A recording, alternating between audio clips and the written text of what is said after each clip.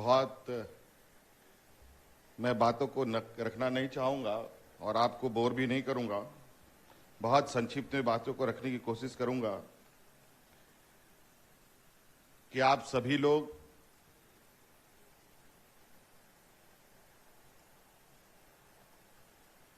अब अपने जीवन काल के एक नई दिशा में चलने के लिए तत्पर हुए हैं, चुने गए हैं और ईश्वर ने आपको ये मौका भी दिया है।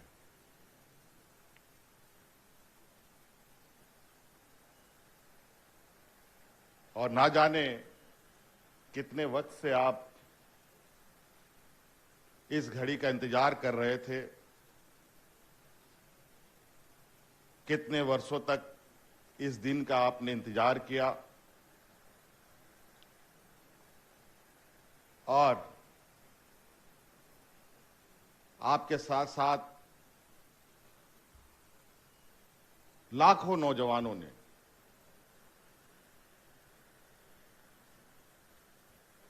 आज की इस घड़ी के बारे में सपने सजाए, लेकिन उनमें से उन लाखों नौजवानों में से 252 लोगों को का आज सपना पूरा हो रहा है। आज आप सबके लिए भी खुशी का दिन भी है और संकल्प लेने का भी दिन है।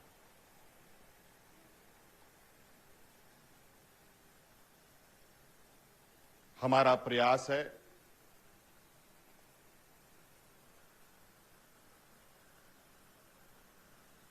कि इस राज्य को देश के अग्रणी राज्यों के पायदान पे ले जाने का,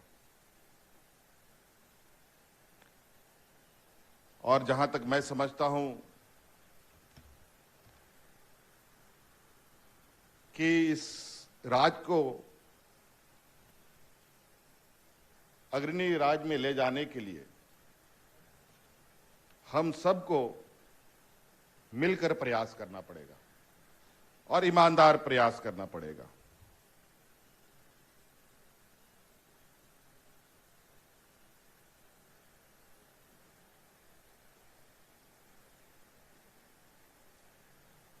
इस बार जिस तरीके से हम लोगों ने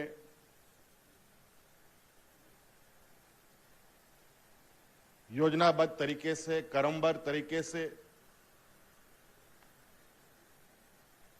विभिन्न विभागों में, विभिन्न क्षेत्रों में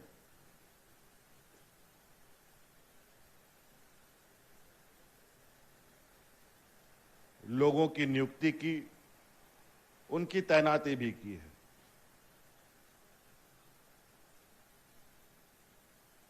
राज अलग हुए हम लोगों का 20 साल हो गया और आप अंदाजा लगा सकते हैं 20 साल में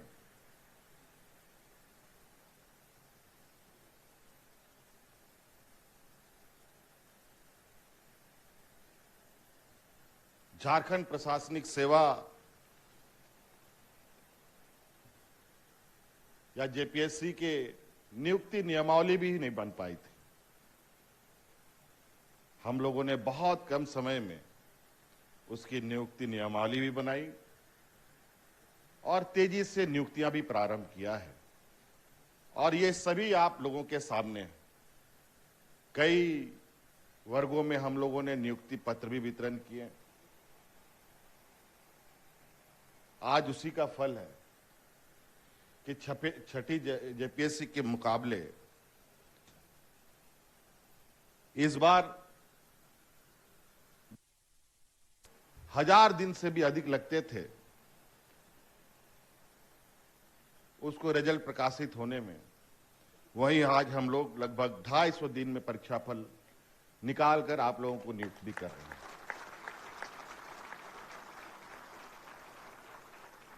और सबसे खुशी की बात तो यह है कि इसमें लाखों नौजवान अपना किस्मत आजमा रहे हैं और प्रयासरत हैं अभी भी। इस बार की नियुक्ति में पिछले की तुलना में 4 गुना अधिक कैंडिडेटों ने हिस्सा लिया और हम लोगों का जो एग्जामिनेशन सेंटर भी था वो भी 4 गुना बढ़ा और रिजल्ट प्रकाशन में भी 4 गुना समय हम लोगों ने कम लगाया।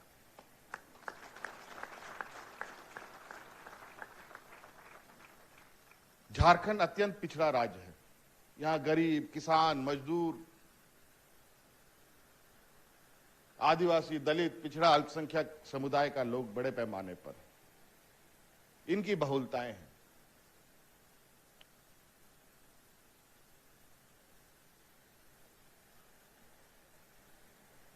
और वो गरीब एक एक रुपया के लिए तरसता रहता है। आज उन गरीबों को ध्यान में रखकर हम लोगों ने पूरे राज्य में हमारे राज्य के जो बुजुर्ग व्यक्ति हैं, चाहे महिला हो पुरुष हो, विधवा महिला हो, एकल महिला हो, विकलांग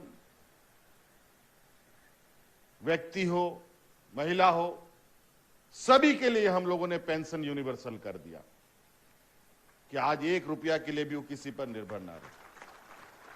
और आज इसी प्रकार यहां जेपीएससी के एग्जाम में 600, 700, 800 रुपया फॉर्म भरने के लिए लिया जाता था, तो आपकी सरकार ने 50 रुपया और 100 रुपया में आप लोगों को फॉर्म उपलब्ध कराया, ताकि अधिक से अधिक बच्चे भर सके।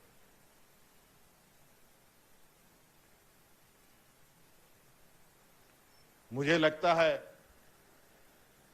एक कहावत है कि गज बचाने के चक्कर में थान को गवा दिया। हमको लगता है पूर्व में यही व्यवस्था रही, छोटी छोटी चीजों को बचाने के लिए बड़ी बड़ी चीजें को लोगों ने खो दिया।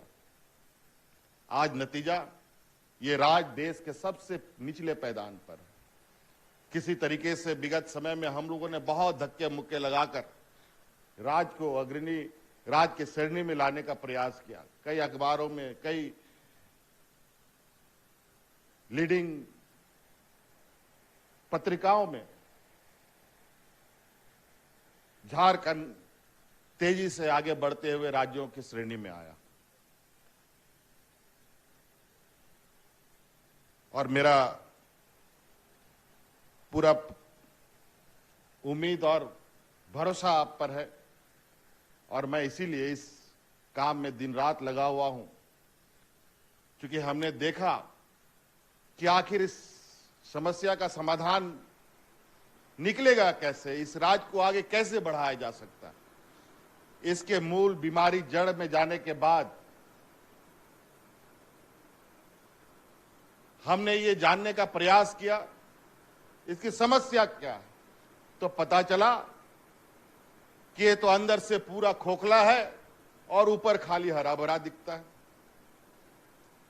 इसका मतलब हमारी जड़ें सूख रही थी।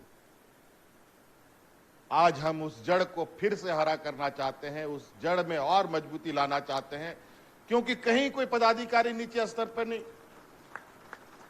32 साल में पहली बार कृषि पदाधिकारी की नियुक्ति नहीं। 80% लोग खेतीबाड़ी करते हैं, नई नई तकनीक आ गई, कौन बताएगा किसानों को। फॉरेंसिक लैब बना हुआ बन के पढ़ करके सड़ रहा है, मशीनें ला के रखी हुई हैं, लेकिन कभी उसमें बहाली नहीं हुई।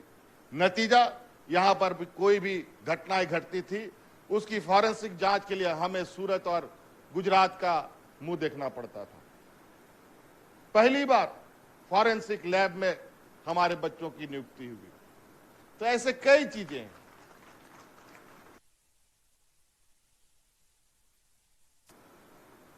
साथ साथ में एक और उदाहरण, यहां पर कर्मचारियों की जो प्रमोशन है वो भी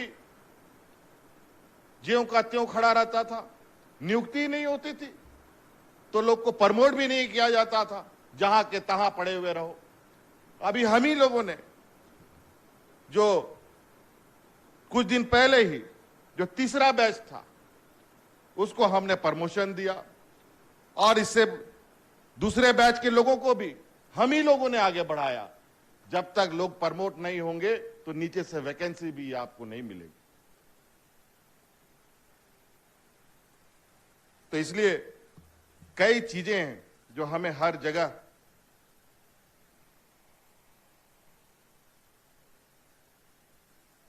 ठीक करने की आवश्यकता है। व्यक्तिगत रूप से भी हमें इसमें इन्वॉल्व होकर कुछ समस्याओं का समाधान भी करना होगा। आज इस अभ्यर्थियों के बीच 252 अभ्यर्थी यहां चुने गए हैं, कैंडिडेट्स आप बैठे हैं।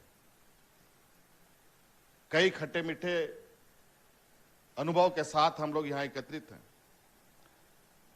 और आइए सुनकर आपको ताजुब होगा कि आज उन 252 अभ्यर्थी में से लगभग 32 अभ्यर्थी ऐसे ये बैठे हैं जो बीपीएल परिवार से आते हैं।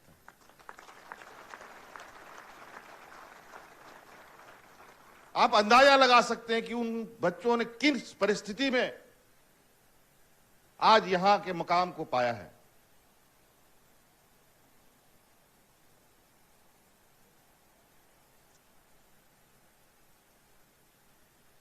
आज ये समझिए कि ठीक है, हम कुछ लोग जरूर मध्यम वर्गीय में हैं, लेकिन ये पूरा राज पिछड़ा है। हम उस राज के वासिंदे हैं जो अपने आप में ये राज बीपीएल में है, और इसको आज बीपीएल से कैसे बाहर निकालेंगे इसका संकल्प लेने का दिन।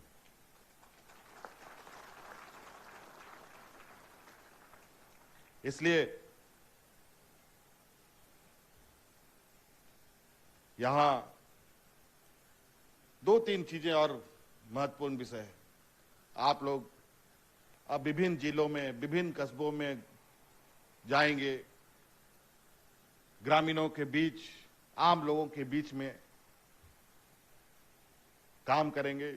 इसी बीच आपको कई राजनेता से भी आपके बीच में वो लोग आएंगे, चाहे वो जिला परिषद के रूप में हो, मुखिया के रूप में हो, विधायक के रूप में हो, सांसद के रूप में हो, मंत्री के रूप में हो, या अन्य जनप्रतिनिधि के रूप में हो। कई लोग अधिकतर मौखिक रूप से बातों को रखेंगे आपके बीच में, तो उसमें आपके लिए बहुत निर्णय लेने की स्थिति जो होगी वो थोड़ा चुनौती भरा होगा। कैसे उसको आप हैंडल करेंगे? लेकिन आपको तो बात करना है, आपको बात सुनना है, और निर्णय भी लेने होंगे। इसकी भी व्यवस्था है। ट्रेनिंग के वक्त वरिष्ठ पदाधिकारीगण समय समय पर आपका जो ट्रेनिंग है उन सब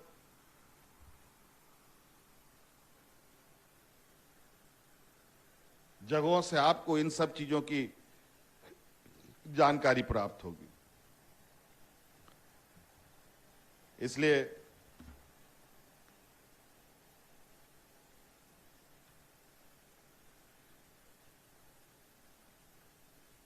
मैं इन्हीं बातों के साथ बात को समाप्त करूंगा कि आप सभी का ख्याल हम रखेंगे, आप हमारे राज्य का ख्याल रखें, यही हमारी आपसे उम्मीद है। धन्यवाद। जोहार।